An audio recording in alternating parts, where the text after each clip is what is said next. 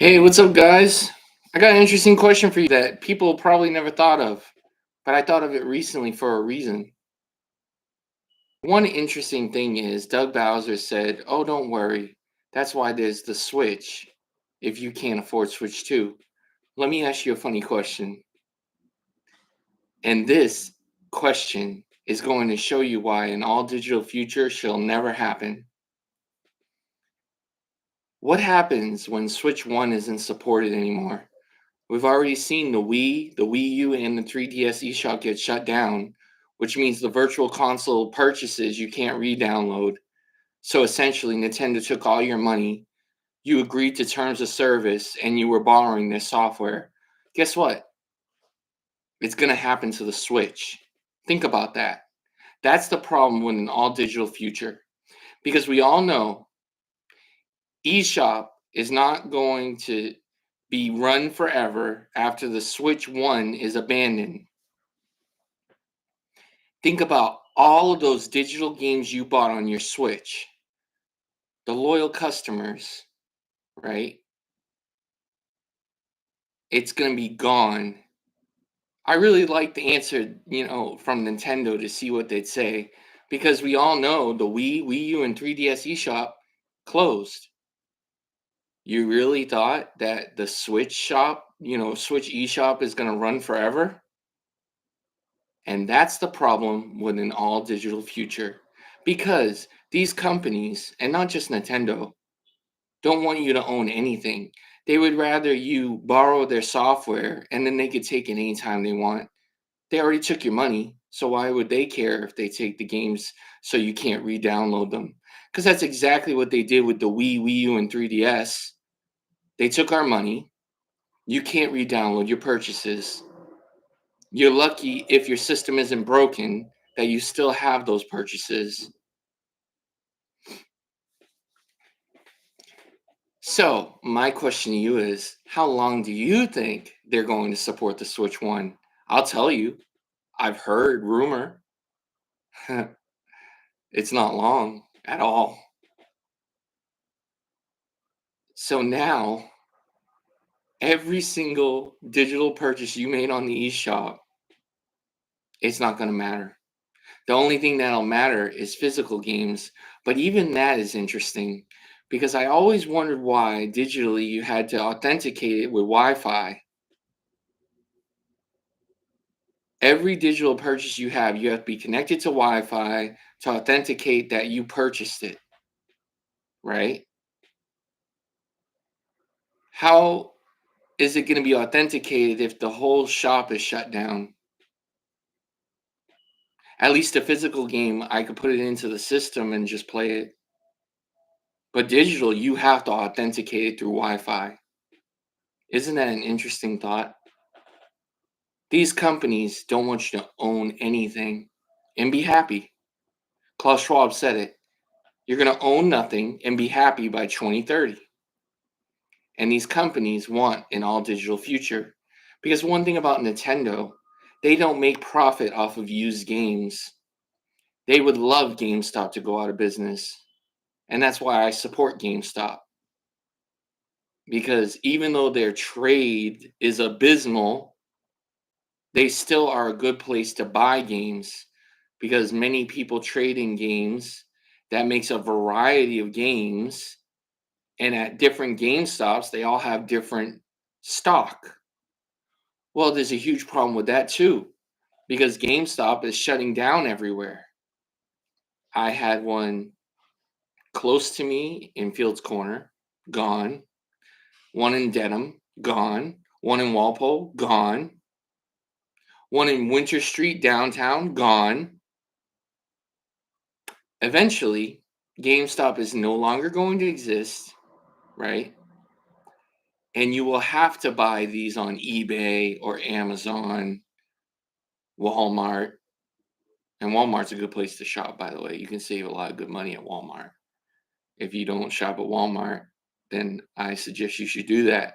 Because I used to shop at Target just because I worked there. They were a complete ripoff. Target, whatever you want to say. Target is a terrible company. A terrible company. and I don't miss it at all. And I don't shop there anymore. I used to, but then I realized how expensive it was, and I was like, I'm a fool. Why am I spending this much money at Target when I can go to Walmart and save $20 to $30? But that is what's wrong with the digital future. Because even these streaming services such as Hulu, they'll take shows off. They don't tell you they're going to take shows off. They just do it. And it could be for contract reasons, right? And need to be renewed license or something, right? But sometimes it's not. I'll give you a perfect example. I have kids. My kids loved Leapfrog. Leapfrog used to be on Hulu. Leapfrog's gone. Leapfrog used to be on Roku. Leapfrog's gone. Now you have to have a dedicated Leapfrog account to watch Leapfrog, or Amazon Instant Video and then rent the Leapfrog, each Leapfrog. They don't care about education for your children because Leapfrog was a very good show.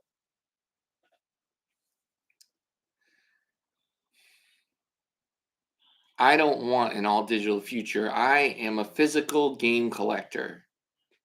And the reason why is because most of my games, PS2, PS3, the games are actually on the disc. Now, most of these games out now are just keys, and then you have to download the rest of the game off of the servers. Well, I got news for you. Not all servers stay, running. So when it gets shut down, the games are worthless. I hate an all digital future. I'm going to be physical till I die. Because at least physically, I own the game and I can play it anytime I want.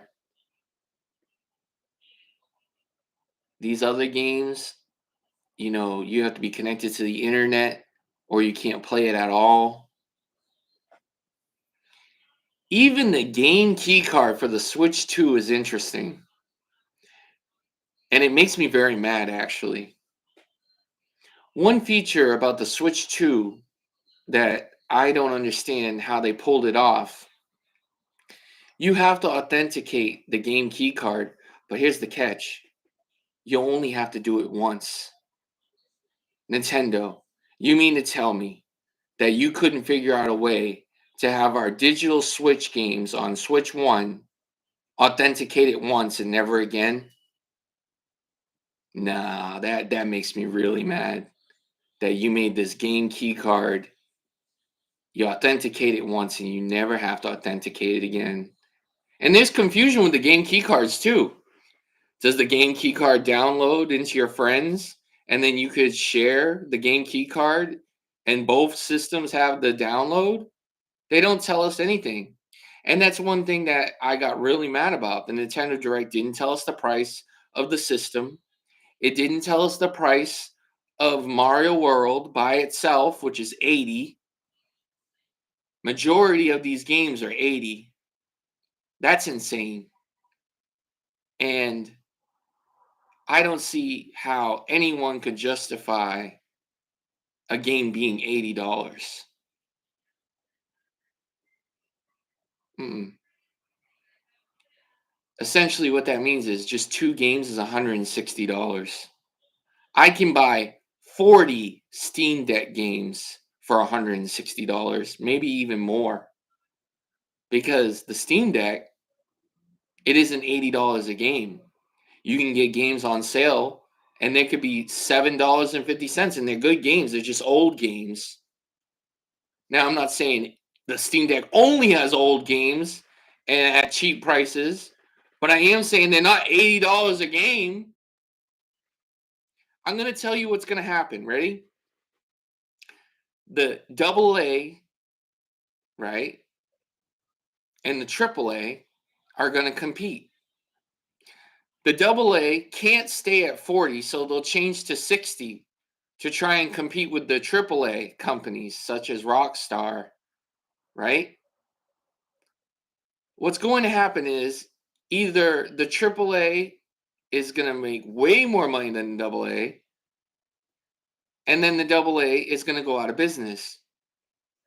These, you know, they're going to shut down because when they raise their price to 60 and people don't buy it, they're not going to make anything. But it goes for Nintendo too. If you think every game is worth 80 and people don't buy it, you're going to lose a profit too. See how that works? Now, here's the best thing. Let's talk about Nintendo fanboy shills, shall we? Every time would say, oh, Nintendo's always about Nintendo games. And Nintendo is always an underpowered system. That's a fact. But they did have Nintendo games. One thing about the Switch 2, because the Switch 1 was so popular, is everybody wants to be on the Switch 2. Borderlands 4, right? Cyberpunk, right? But the beautiful thing about it is it's no longer only Nintendo games. So essentially, what is going to happen, I'm telling you this for a fact, and I love it because I hate you, Nintendo, with a passion now. Um, People are gonna compare the performance of the PS5 and the Xbox, and they're gonna see that the Switch 2 isn't anywhere compared, and they're gonna say, well, wait a second, I'm paying $80 a game, but it's not even the better performance. You're gonna lose customers, Nintendo. It's no longer, oh, we only buy Nintendo games and Nintendo games and Nintendo games and Nintendo games, because it's not only going to be Nintendo games anymore. And I think that is justice. You're getting exactly what you deserve, Nintendo. I hope that your loyal customers, such as me, I bought every single Nintendo system that you've ever released. I'm not buying the Switch 2. I'm not buying the Switch 2 enhanced editions. I have to buy Metroid Prime 4 because I've been waiting a very long time. So I'm buying that for the Switch 1, unfortunately. I'm buying other Switch 1 games that, I want for my collection. I'm not an idiot. But it's not going to be Nintendo games only anymore. Xbox and PS5 are going to have some of these games. And then you're going to lose customers because you're Nintendo fanboys, right? The real customers that were loyal to you, that you backstabbed, in my opinion, they're going to get a PlayStation or they'll get an Xbox. And I think that's justice. Because my question to you is, who are you aiming the Switch 2 for? It seems like it's people that never bought your Switch.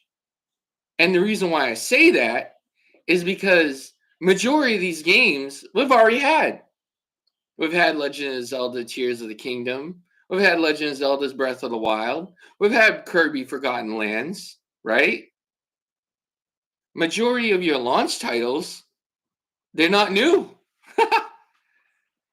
And then you're going to make us pay $10 for Legend of Zelda's Breath of the Wild DLC, and then a $70 game 8 years ago, right, becomes an $80 game?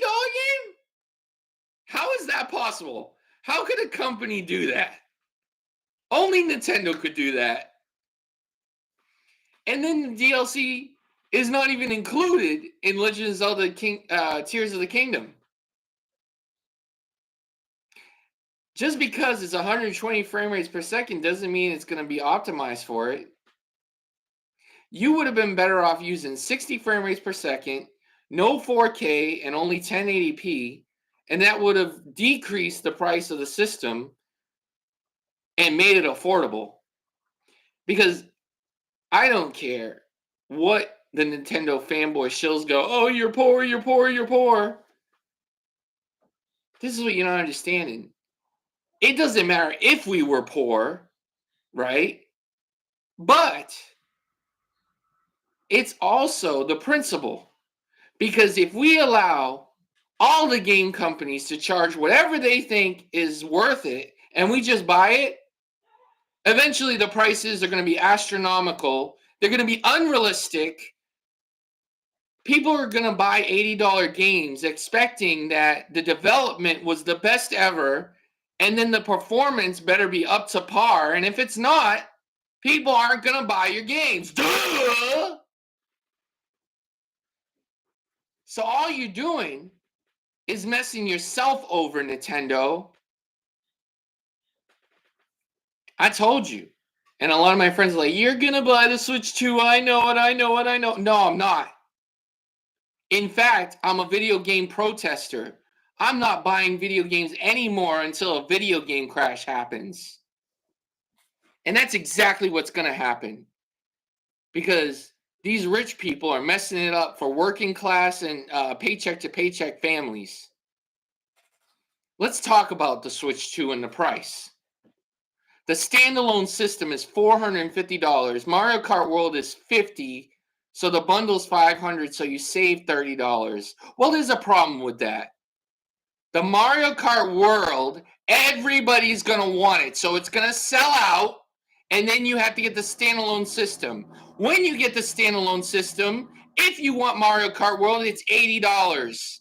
It's $50 for the camera. They got a new camera. It's just a gimmick. They ripped off Discord, and they reduced the quality or some stupid thing. Oh, and by the way, they're charging you $20 a month for a chat service that's very outdated, and it's not new. It's not unique. Doug Bowser said unique. It's not unique. Maybe it's unique to Nintendo, but even the PS Vita had party chat. It's not unique. So there's a physical button. It's the C button. It obviously stands for, I guess, stands for chat. They have a physical button that's paywalled, a subscription fee. And when you don't pay your subscription fee, the button is useless. Congratulations, Nintendo. No company's ever done that. If that doesn't prove you agree, I don't know what does. So I did the math. And I'm going to talk about a veteran gamer, okay? That's somebody that was loyal to Nintendo, up until now. They're going to want a Pro Controller because they know their Joy-Cons suck. And the Joy-Cons are $90. So if you want an extra pair of Joy-Cons, that's $90. If you want an extra dock, it's $110 because it does 4K now. Or they're upscaling or whatever. I don't know what they're doing to get 4K to work. $110 for a dock. Oh, better yet, the chargers from the Switch 1 don't work on Switch 2. So after the 5 chargers I have, because I have 10 different Switches, I have a version 1 day 1 Switch. I have 2 version 2 Switches. I have 2 OLEDs, and I have 5 Switch lights. Obviously, I mean my household. I have 5 kids, so it doesn't mean I have 10 Switches, just to clarify. But also to clarify, you think I didn't know I could play my Switch that, I bought with all my games if I couldn't afford Switch 2? This is what I mean. You obviously are aiming this towards families that's never had a Switch before. Well, even that's messed up. Because if they want Game Boy Advance or N64 or GameCube, they need to pay for an expansion pass.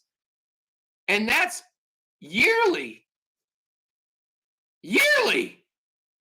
So that goes in addition to the system, the Mario Kart World. Maybe you want Donkey Kong, which is $70.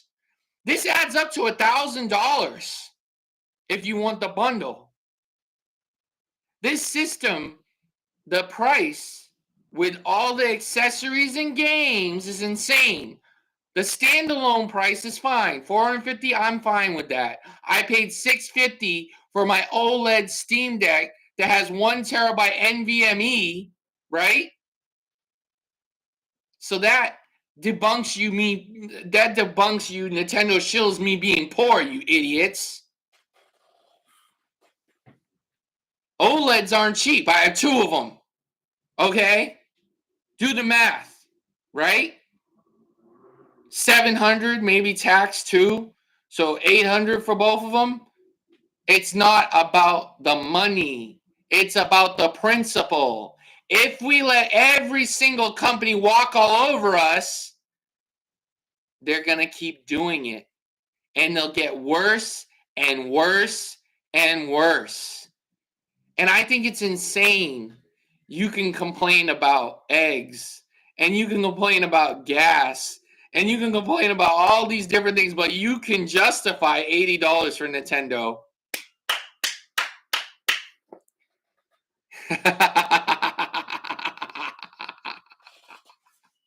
And you could justify $100 for Grand Theft Auto 6.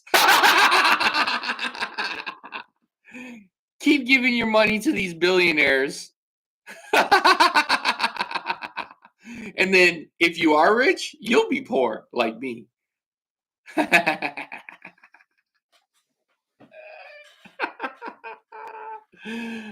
I am a video game protester, the same way they're Tesla protesting and Donald Trump protesting and all these other stupid stuff, right? But mine is a worthy cause. I'm protesting all game companies so that us gamers will get the respect we deserve.